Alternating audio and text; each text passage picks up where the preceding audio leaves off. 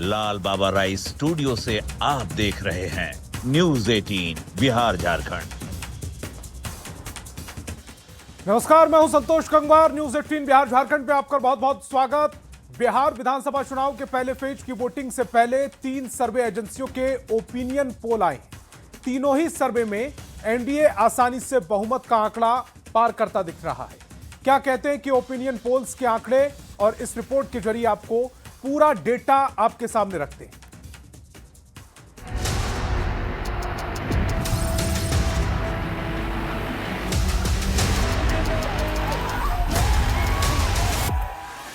गुरुवार 6 नवंबर को बिहार विधानसभा चुनाव के पहले चरण की वोटिंग होगी। उससे 2 दिन पहले 3 सर्वे एजेंसियों के ओपिनियन पोल्स सार्वजनिक किए गए हैं। तीनों ही ओपिनियन पोल्स में दावा किया गया है कि बिहार में एक बार फिर से एनडीए की सरकार बन सकती है। सर्वे में बीजेपी सबसे बड़ी पार्टी के तौर पर भी उभरती नजर आ रही है।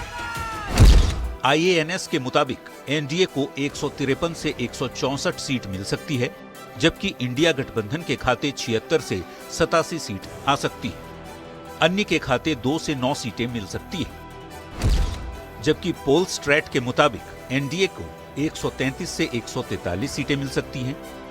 इंडिया गठबंधन को 93 से 102, जबकि अन्य के खाते 2 से 6 सीट मिल सकती है। वहीं चाणक्य सर्वे की माने तो एनडीए को 128 से 134 सीटें मिलने का अनुमान है, जबकि इंडिया गठबंधन को 102 से लेकर 108 सीटें आ सकती हैं और अन्य के खाते में 5 से 9 सीटें जा सकती हैं। तीनों ही सर्वे के मुताबिक बिहार में फिर से एनडीए की सरकार बनने का अनुमान है, यानी इस ओपिनियन पोल्स के मुताबिक नीतीश कुमार के नेतृत्व में एनडीए की सरकार फिर से बन सकती है। वैसे ये आंकड़े एजेंसियों के सर्वे हैं। कौन सा गठबंधन सचमुच किस पर भारी पड़ेगा, इसके लिए सभी को 14 नवंबर यानी नतीजे के दिन का इंतजार करना होगा। Bureau report, news 18।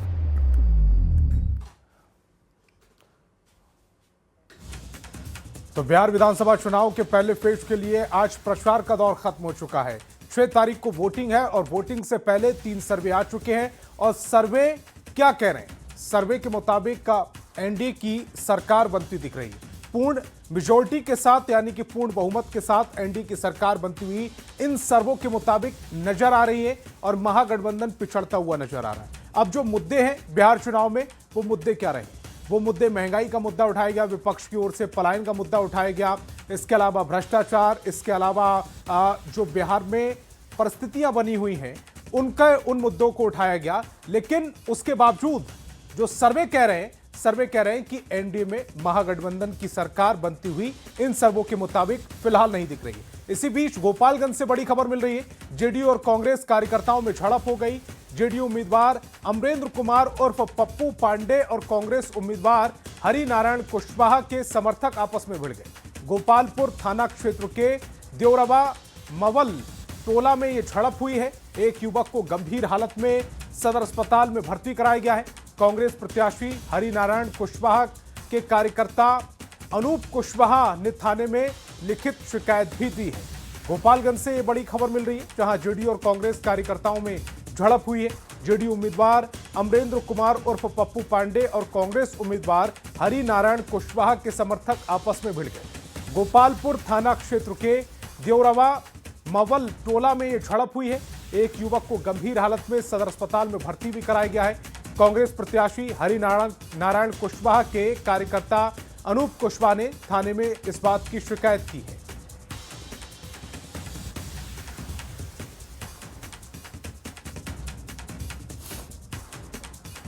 तो गोपालगंज से बड़ी खबर इस समय आपकी टेलीविजन स्क्रीन पर है। जेडीयू और कांग्रेस कार्यकर्ताओं में झड़प हुई। अब ये झड़प किस बात को लेकर हुई है, इसकी पुष्टि होना अभी बाकी है। जेडीयू उम्मीदवार अमरेंद्र कुमार उर्फ पप्पू पांडे और कांग्रेस के उम्मीदवार हरिनारायण कुशवाहा के समर्थक आपस में भिड़े। गोपालपुर थाना क्षेत्र के देवरवा मवल टोला में झड़प हुई। एक युवक को गंभीर हालत में सदर अस्पताल में भर्ती कराया गया है। कांग्रेस प्रत्याशी हैं हरिनारायण कुशवाहा, उनके कार्यकर्ता हैं अनूप कुशवाहा, जिन्होंने थाने में लिखित शिकायत दी है। अब इस लिखित शिकायत के बाद क्या कार्रवाई होती है, दोनों पक्षों में किसकी गलती है, इसका पुलिस अब संज्ञान लेगी। फिलहाल गोपालगंज से ये बड़ी खबर है, जहां जेडीयू और कांग्रेस कार्यकर्ताओं में झड़प हो गई है। जेडीयू उम्मीदवार अमरेंद्र कुमार उर्फ पप्पू पांडे और कांग्रेस के उम्मीदवार हैं हरिनारायण कुशवाहा, उनके समर्थक आपस में भिड़ गए। गोपालपुर थाना क्षेत्र के देवराबा मवल टोला में यह झड़प हुई। एक युवक को गंभीर हालत में सदर अस्पताल में भी भर्ती कराया गया है। कांग्रेस प्रत्याशी हरिनारायण कुशवाहा के कार्यकर्ता अनूप कुशवाहा ने थाने में लिखित शिकायत दी। और लौटते हैं ओपिनियन पोल्स पर, जिनको लेकर बिहार में सियासत भी तेज हो गई, जहां पक्ष और विपक्ष के बीच जुबानी तीर चलाए जा रहे हैं। बिहार की देवतुल्य जनता ने एनडीए को अपना आशीर्वाद दे दिया है। बिहार के पास दो विकल्प थे। एक, उस सरकार को चुनना जो बर्बादी से बिहार को निकाल करके विकास की राह पे लेके चली है, यानी एनडीए की सरकार, भाजपा और नीतीश कुमार की सरकार। और दूसरा वही जंगल राज। अब कोई जंगल राज में वापस नहीं जाना चाहता। ओपिनियन पोल पूरी तरीके से छलावा है और एनडीए अपने हिसाब से इस तरीके के पोल बनाती है, जबकि सबको मालूम है कि इंडिया ब्लॉक पूरी मजबूती के साथ बिहार के फर्स्ट फेज के इलेक्शन में अपनी उपस्थिति दर्ज करा रही है और चुनाव भारी बहुमत के साथ हम लोग जीत रहे हैं। आदरणीय मुख्यमंत्री नीतीश कुमार जी के नेतृत्व में बिहार एनडीए जिस प्रकार से सफलता का परचम लहराता हुआ दिखाई पड़ रहा है, जब मतों की गिनती 14 नवंबर को होगी तो यह स्पष्ट हो जाएगा एनडीए भारी बहुमत के साथ चुनाव जीत रही है। मुकाबला नहीं कर पा रहे हैं तो अब इन्होंने ओपिनियन पोल का सहारा लिया है और अपना स्वयं भद ये लोग पिटवा रहे हैं, क्योंकि इनके ओपिनियन पोल में ही स्पष्ट रूप से बातें सामने आ गई कि जो भाजपा 101 सीट पर लड़ रही है वो अपने ग्राफ को 90 से ऊपर कैसे ले जाएगी। और बीजेपी ने आरजेडी पर बड़ा हमला बोला है।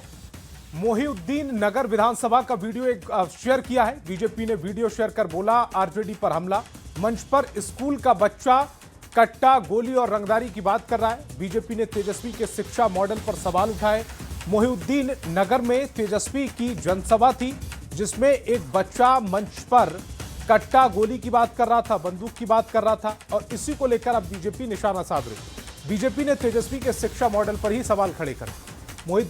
मोहिउद्दीन नगर में तेजस्वी की जनसभा थी, जहां पर एक बच्चा मंच से इस तरह की बातें करता हुआ सुनाई दिया और ये वीडियो अब बीजेपी ने शेयर किया है और सवाल उठाए जा रहे हैं।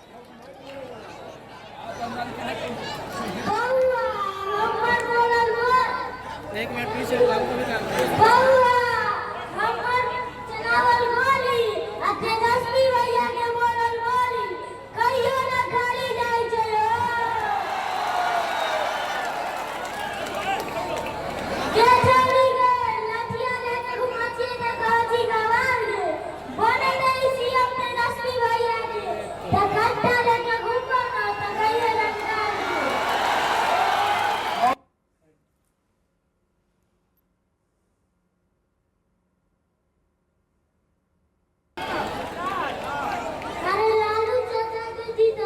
आरजेडी के मंच से एक छोटे बालक ने आरजेडी की हकीकत इस वीडियो में बताया है।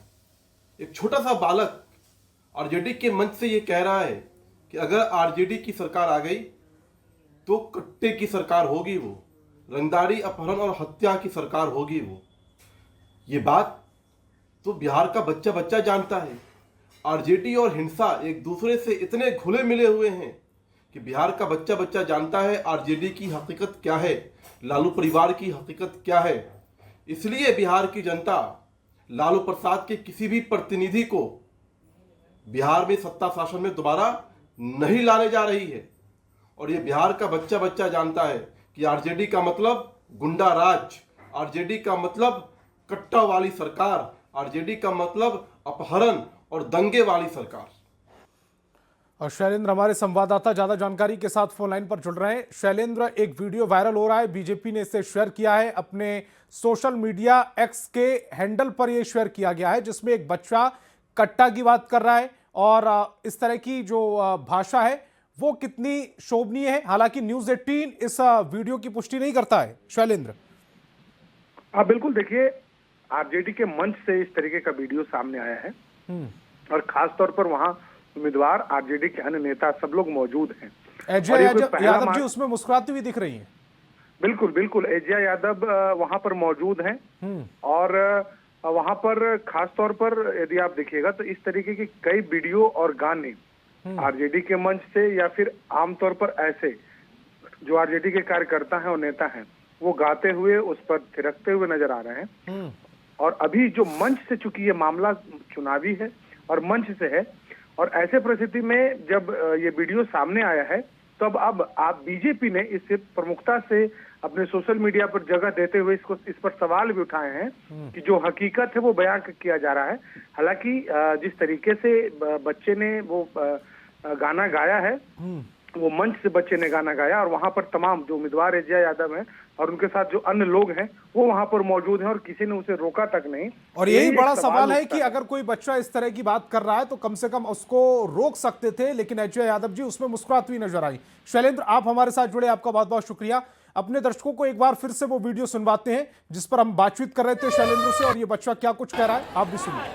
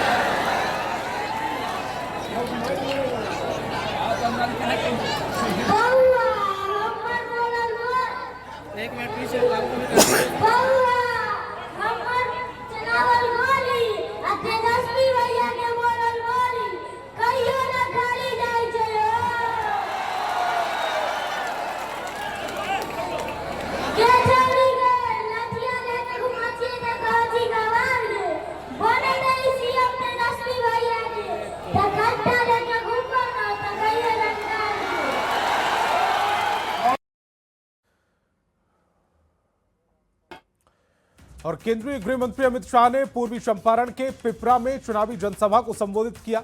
शाह ने यहां लालू प्रसाद और राबड़ी देवी के जंगल राज की याद दिलाते हुए कहा कि बिहार की जनता अब जंगल राज को वापस नहीं लौटने देगी। शाह ने कहा कि सोनिया गांधी अपने बेटे को प्रधानमंत्री बनाना चाहती है, लालू प्रसाद अपने बेटे को मुख्यमंत्री, लेकिन प्रधानमंत्री की कुर्सी खाली नहीं है, ना ही सीएम पद की।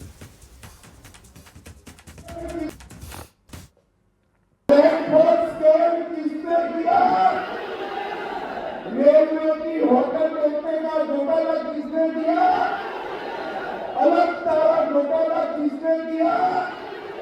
राहत में घोटाला किसने दिया? भर्ती घोटाला किसने दिया? एबी एक्सपोर्ट का घोटाला किसने दिया? अब आप कह रहे हो कुछ नहीं दिया। एक बात बताओ, लालू राबड़ी ने इतने सारे घोटाले किए और कांग्रेस पार्टी ने 12 लाख करोड़ का घोटाला लालू जी और सोनिया जी को न आपका बेटा मुख्यमंत्री बनेगा, न आपका बेटा प्रधानमंत्री। पटना में सीएम की कुर्सी पर नीतीश कुमार जी है और दिल्ली में पीएम की कुर्सी पर नरेंद्र मोदी। जगह खाली नहीं है।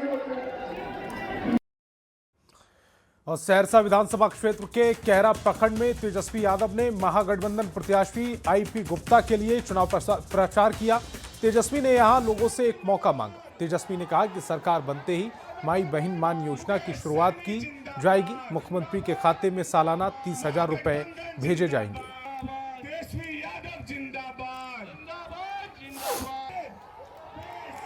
तेजस्वी बस एक मौका मांगने आए, एक मौका दीजिएगा ना, एक मौका मिलेगा तो जिस घर में सरकारी नौकरी नहीं है उस घर में एक और सरकारी नौकरी तेजस्वी देने का काम करेगा।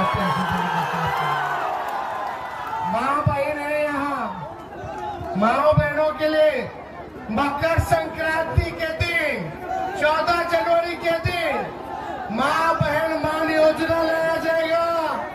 और साल का 30,000 रुपया आपके खाते में एक साथ दिया जाएगा। और